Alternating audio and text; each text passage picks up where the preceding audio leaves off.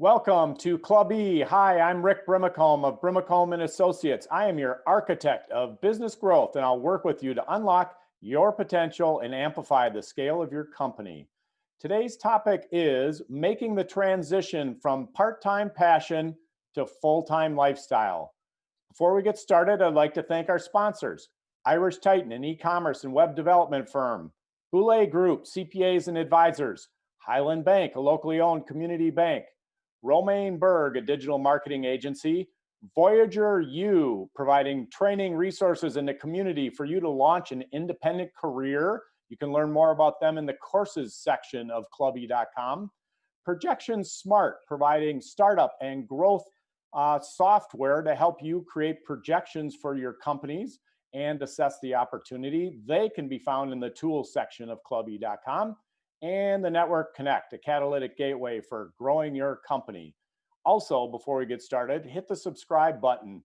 We'll appreciate your help, and it will also allow us to let you know when we go live. So again, hit the subscribe and hopefully like button, and that will allow us to deliver better content to you. Also, you can now catch Club E on your favorite podcast platform: Apple, Google, Spotify, Stitcher, and many others. All right, with that, I'd like to introduce today's guest, Emilee Struss. Welcome, Emilee. Thank you. Thank you for having me. Yes, and Emilee's contact info is in the comments field. All right, Emilee, tell us a little bit about yourself, what you're up to, your background, etc. Yeah, so I grew up in the Brainerd Lakes area, and my passion and love has been writing since I was little. But I kind of felt like because it was a creative passion, it was something that I couldn't ever pursue full time. And if I wanted to, I wasn't going to make any money doing that. A lot of people in the arts industry, I think, have that struggle.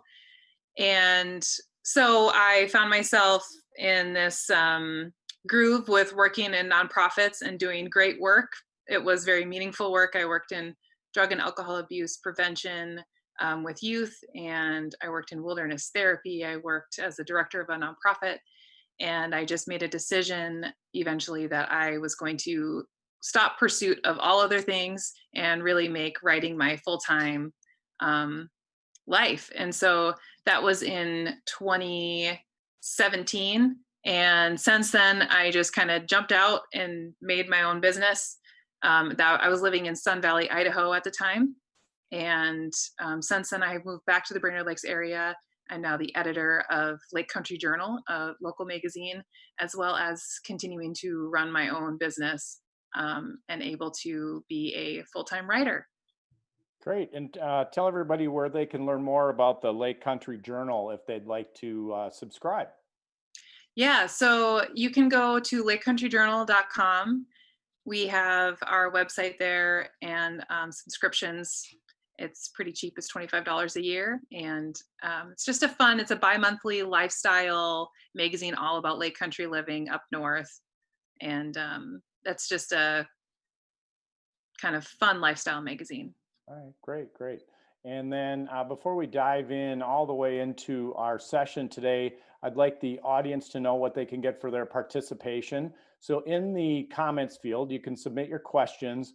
Our hashtag today is hashtag full-time freedom. Again, hashtag full-time freedom. One winner will receive a free 30-minute one-on-one session with Emilee to discuss starting and working in a career in writing. And again, the hashtag is full-time freedom, and you'll get a half-hour one-on-one session with Emilee. All right, so Emilee, you touched on having a passion for writing all the way back to being a child. What does somebody do if they have a side hustle or kind of a passion project, but they don't believe that they can currently support themselves with it? That's a really big part. I think where everyone with a passion project and a side hustle begins is they have this love and this desire for something, but they realize that they can't fully support themselves on it at the time. And the beautiful part of that process is that it doesn't have to be all or nothing. I was working at a coffee shop and writing blogs through a larger company and getting paid $30 for a blog. And I was spending around 2 hours writing each blog. And that's just where I started, just to build some sort of base, just to build some sort of reputation, I suppose, for myself as a writer. And so you don't have to really make the leap and give up your full-time job, but if you do have a side hustle or you have a passion that you want to pursue, be pursuing that and building it on the side the entire time. So how long were you doing that on the side? I was writing for freelance, um, and then also working other jobs for about 6 years. Okay. So you spent about 6 years just kind of building that practice up and learning how to do it and how to bill for it and how to kind of manage it. Right. And there's so many different avenues with writing that I just immerse myself in learning the industry. And so, what does copywriting mean? What does ghostwriting mean? What is it? Do I want to be an author? Do I want to be an editor? What even is an editor? And really, just there's so many great resources out there, TED Talks, YouTube, to just learn from other people that have, full-time freedom is what I love calling it, because I wanted my time to truly be my own time and be able to use my time to pursue my passions. Okay. And then the transition you made, you probably could share a little bit about that and help folks out in the audience. How do you transition out of one field and work in a completely different field, and hopefully steer yourself towards a field that you enjoy working in more? The biggest thing that I would say is that the work in your previous field is not wasted time.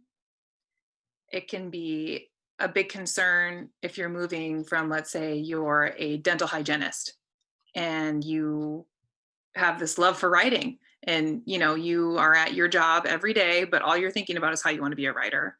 That to really know that you're not alone, and a lot of people have that experience, and to have the bravery to kind of take the small steps, and so it's not this big, you're jumping off this cliff into the unknown, but just being curious about writing, and maybe you go to your job, your 9 to 5 or whatever it is throughout the day, and then you just commit to 2 times a week. I'm going to set this hour aside for myself. Maybe it's early in the morning or in the evening, where I can just focus on writing. I can focus on, honing my craft or just learning more about the industry. So that was your model, was just a couple of times with an hour set aside. So that was how you got started.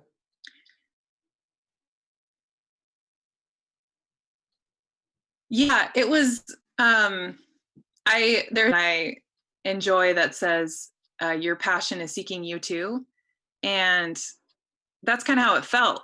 Like it wouldn't ever leave me. It was this thing that I would always think about. And I love this concept and talking to people about this, because it more often than not, I discover that people do have something that they really um, love and want to pursue. I met a waitress the other day who said that she just loves baking. And her dream is to have a blog, and she just wants to teach people about baking and sell her baked goods. And I just think that that's awesome. And to it doesn't have to be this all or nothing. You can pursue both, and um, kind of build what you love and your passion that you want to pursue along the way. Yeah, absolutely. And that's a key word, passion. So if folks find that passion and they're feeling strongly about it, but then they come to the realization that, hey, maybe this doesn't make as much money as I would like, or maybe it doesn't make a lot of money, what should those folks do? It's a huge roadblock, and it's very scary. It can be, but I would say the number one thing is to find other people with success stories. No one with a passion project just started off, day one and were really successful. There's not a single story out there like that. So they all take time to develop. And I immersed myself in TED Talks and um, YouTube videos and just listening to people who were in my circumstance, that it felt completely impossible for me to ever be able to just be a writer. I always felt like I was going to have another gig going for that income. And the more that I listened to other people's stories, I learned that it was actually possible that I could someday have the lifestyle that I desired. And, we are the only person that really gets in our own way of pursuing those passions. And so I think just really surrounding yourself with that, I call it a family of influencers.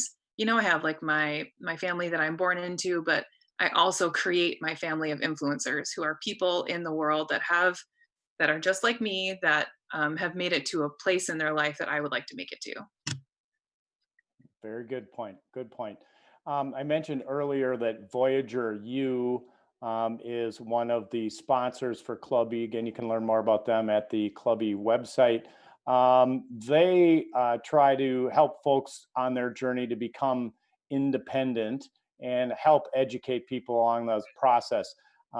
Similarly, let's say I wanted to try to run a marathon or something, I can go out there and learn about what it's going to take to train and run that marathon. What would you recommend to people when they're trying to transition to that passion project, and what should they expect? You should expect to it not to look like you expect it to look like. It's not going to look like what you think it's going to look like. I watch a lot of Gary Vee videos for this reason. He says things like, don't expect anything good to happen for the next 5 to 10 years. And, building your passion does take time. And we have a very fast paced, get it right now culture.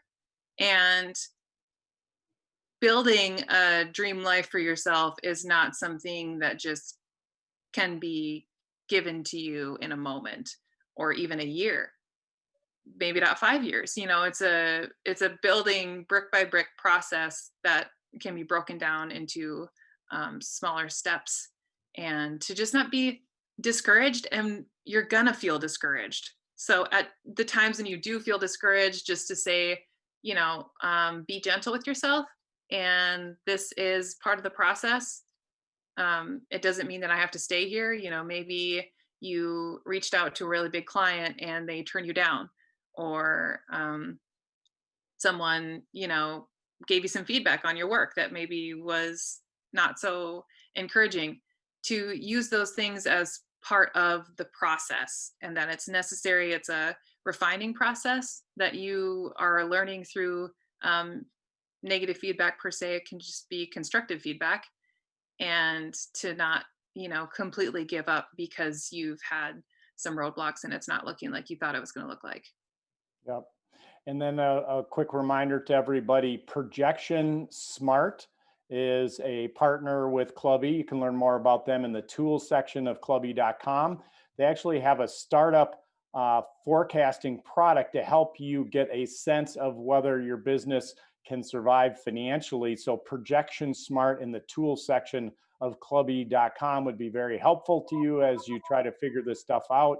And then also a reminder to everybody, hit the subscribe button and the comment field. Full-time freedom is the hashtag to put yourself into a drawing to spend half hour with Emilee, as well as you can submit questions there that we will try to weave into our conversation. All right, so let's say somebody has made their decision to make this transition. Who are some of the people that they can look to that would encourage them along their way, along their journey? You mentioned that maybe there's some people that would throw some cold water on an idea. There's other people that are going to be encouraging. Who are some of those people, and how can somebody go about finding the folks that could encourage them? Personally, my two main people that I go to, I listen to these people so much. They have their own voice in my mind. I honestly can ask them. I can be in a challenging situation and say, Elizabeth Gilbert, what are you going to say to me right now? Like, what would you say in this circumstance? And she can actually answer me because I've listened to her talks so much and I've read so much of her work. Um, so Elizabeth Gilbert, she's huge for me. She's my number one inspiration as a writer. Her style of writing, the way that she is very vulnerable with her own life, is really in line with what I love to do with my clients, is really open up their stories. I think the most powerful thing that a person has is their own story and its uniqueness, and our authenticity in bringing our real lives forward is so powerful. You just don't know whose life you're going to impact in that process. And I'm definitely impacted by her. So a lot of videos I've listened to of her podcasts. Another one, like I mentioned earlier, is Gary Yep. Vaynerchuk. Yep. He is a huge encourager and kind of this don't give up mentality. If I feel like I'm really struggling or hard on myself, like, oh, you're never going to make it, you can't do this, you might as well just give up now. I watch videos of him and it just snaps me right out of that mentality and puts me on this new track of encouragement. And no, this setback, whatever it was, is just a part of the process, and I'm going to choose to keep moving forward. But it depends on what your industry is. Like I said before, the having a family of influencers, so picking out maybe 5 people, maybe you're in the outdoor industry and there's a guide, in Nepal or something, an Everest guide or something that is just really inspiring to you, and you would like to get to that point where you're only guiding trips. Well, who are 5 people that you can seek out who are currently living the life that you desire to live, and making those people your family, whatever content that they have out there, soak that up, and seek out podcasts that maybe those people are featured on, or maybe they have their own podcast. And just surrounding yourself with that camaraderie will really encourage you to keep making steps towards your goal. Yeah, we're a huge fan of Gary V here at my firm, as well as in the Club E community. For those of you who don't know Gary V, hit YouTube, also on LinkedIn. You can't miss him. He's pushing out 5, 10, 20 bits of content a day, Mr. Video. So totally agree with you on that. What are some of Ms. Gilbert's favorite books? Which ones did you like best, or which ones resonated with you? I read her memoir, Eat, Pray, Love, every year. Every June is set aside for Elizabeth Gilbert. Uh, I learn something different from her memoir every single year. And, people say, oh, I've read that book, or I ran across a friend who said that she has a different book that she reads every single year. It's The Man Who Quit Money. And it's like her Bible per se. And she has a minimalist lifestyle and she wants to learn from the man who quit money. And I thought, yeah, I guess I don't need to read Eat, Pray, Love once. I'm so inspired by it and I find so much encouragement that I'm just going to read it every year. And then I just read her Big Magic book, which is all about, she's very honest with her own creative process, and how fear gets in the way of pursuing creative, whatever it is, in the creative realm. And her book Big Magic was really huge for me as well. Okay, so Eat, Pray, Love, Big Magic, and her memoir, your 3 favorites? Yeah, well, Eat, Pray, Love is her memoir. Oh, okay. That's okay. I thought it was Yep. 2 different. All right. All right. Yeah. And I've read that, and just bouncing it back at you. Have you read the book Hell Bent about hot yoga? Hell Bent. No, I haven't. Yeah. Yeah. So I've actually likened it to a male version of Elizabeth Gilbert's Eat, Pray, Love. So it's a kind of a guy's view on how yoga was a centerpiece of his journey to self-improve and get healthier and so forth. So anyway, so bounce that back at you, Hellbent. All right. Awesome. I'm gonna write that down. All right. Can't think of the gentleman's name that wrote it. White cover. He's in a yoga pose. Great book. All right. Especially for the hot yoga folks out there. Emilee and I were talking yoga. She's more of a vinyasa person. I myself hot. Anyway, so Emilee also teaches yoga, which that's a side thing. Put your name in the comment field if you'd like to connect up with her on the yoga front. All right. So back to our questions. I have another one about advice. You know, you talked about reading these books and getting so much information about that. What would you say was the best piece of advice that you've received about following your passion and changing careers and launching your business?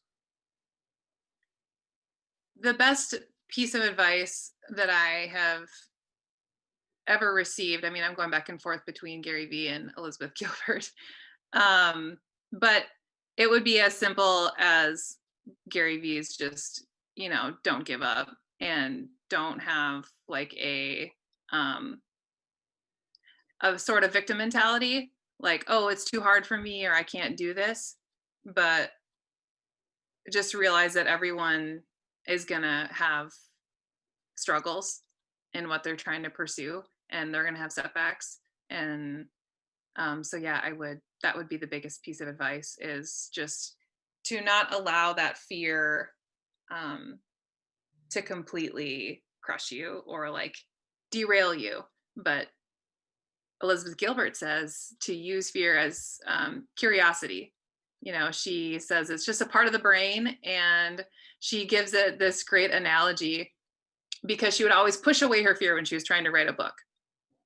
Like, get out of here, fear. You're not a part of this. Like, I'm going to write this book, and fear cannot be present. And she realized that fear is just a part of the brain, and evolution wise, like, we need that part of our brain. We still need fear to protect us in circumstances that might not be safe. And so she gives it this beautiful picture that she's going on a road trip and fear is sitting in the back seat, but fear cannot drive.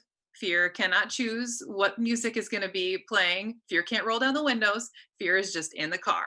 And it's not driving the car, but it's present, and that's okay. Very good point. Very good point. And a great reminder for everybody out there. Totally agree with that.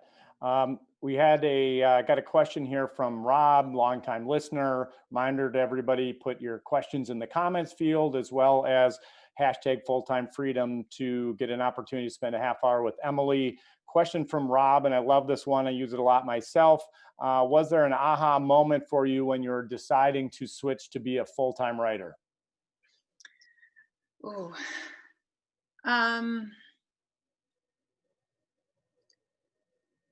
I would say the aha moment for me was I really didn't, I was trying to force myself to stay in this job that I knew was really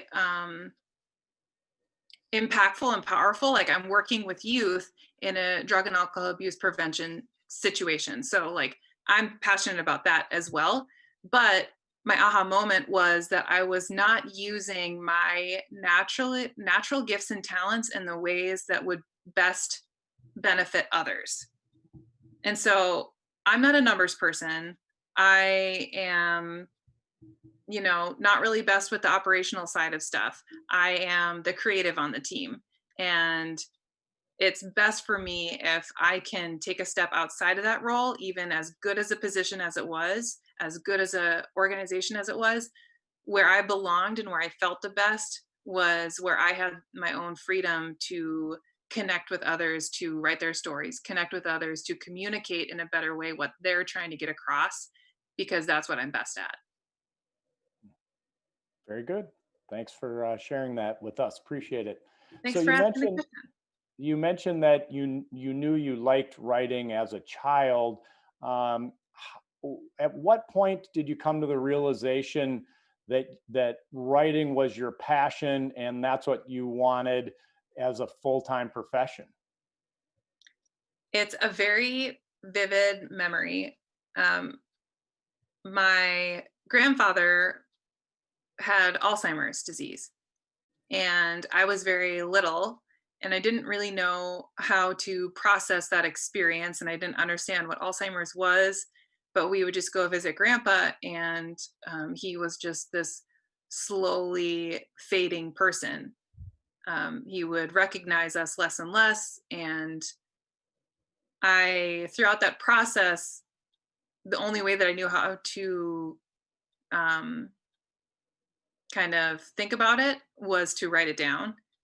And so I wrote an essay about it and used a lot of metaphors to describe how I was feeling. And my family got a hold of it, and just, everyone was like, wow, this really explains how we were feeling, and puts emotions into words that like we didn't even know how to describe. And so I entered it into a contest when I was in like elementary school and won that contest. And it was kind of this first little, like, I still have that little plaque. And it was this first encouragement of, oh, like, well, two things. I really enjoyed that process, and it helped me kind of deal with this thing that didn't make sense in my life. And second, that I actually maybe I'm pretty good at this. Maybe there's something here. Absolutely. No, I appreciate you sharing that. Yeah, very touching to hear, and also great that it's such a vivid memory, powerful for you.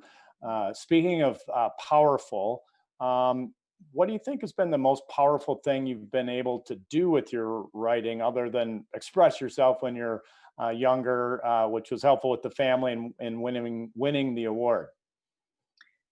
The most powerful thing that I've been able to do with writing is to mix it with travel and my love for nonprofits as well. I had the opportunity to travel with two different nonprofits. One was in 2015. I went to South Africa for 8 months and volunteered with a nonprofit, but also did a lot of writing about the nonprofit. And in 2017, I went to Tanzania with a nonprofit called Make a Difference Now. And they're based out of Boise, but they're an international nonprofit that works to give higher education to youth in underdeveloped nations. And my love for writing stories, I got the opportunity to go to Tanzania for a month and meet with the actual kids in the program and write their life stories. So it was one on one. I got to sit, and right outside of Kilimanjaro, I'm interviewing these kids on this front lawn outside of their guest house. And that was just a really powerful experience to be able to volunteer and use my passion that's going to impact someone else in that way. A reminder to everybody to submit your questions if you would like. I think that's fabulous, Emilee, to be able to tie in your travel with your love for nonprofits with the writing. Super great way to be in the zone and to be happy and productive and adding value and tying in all those loves. That's wonderful. Thank you. Um, They're very bright memories. Yeah, good. So, question from Matt. You talked about powerful experiences with your writing. Has there been a tough disappointment, either about something that you wrote or your journey? Was there a tough spot? I know Elizabeth Gilbert had several of those. Any kind of tough spot that you persevered through along the way? Oh, many. Huh. um, yeah, just as it relates to writing, there were I did some newspaper writing for a while, and I this is a error on my part, and I had to learn through that. But I quoted the mayor actually of Ketchum, Idaho, and I didn't like quote him exactly as he wanted to be quoted. And he called me afterwards, and I'm really grateful that he did that. But he just said, I want to let you know that you didn't quote me exactly like I wanted to be quoted. And, um, and then he gave me like the description of how he wanted his message to come across. He felt like I didn't convey his message the way that he wanted to convey his message. And so we had a great relationship. I had other projects from him. He hired me for other writing in their office, but it was just a really tough and embarrassing, but also good moment of learning for me. And then, other times where I just didn't really have a lot of projects coming up at the beginning.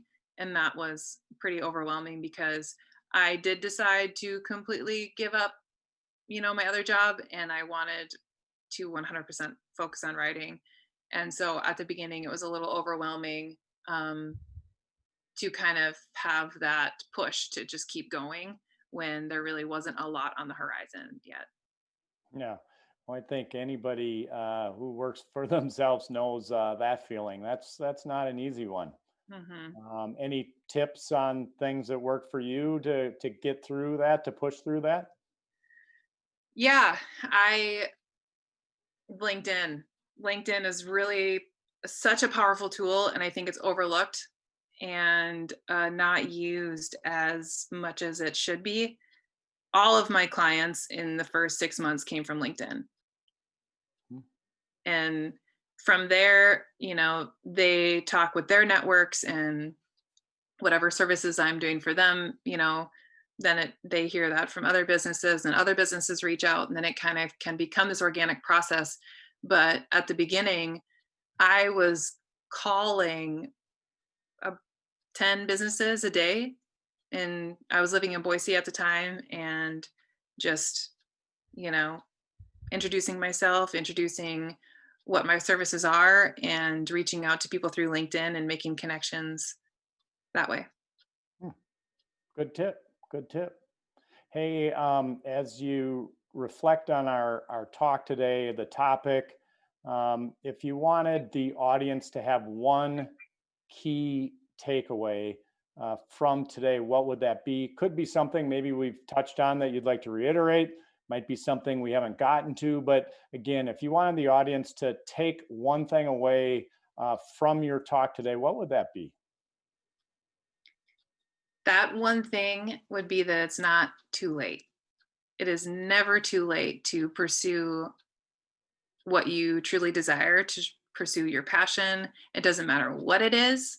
It's not silly. It's not a joke. It's not um, something to keep hidden.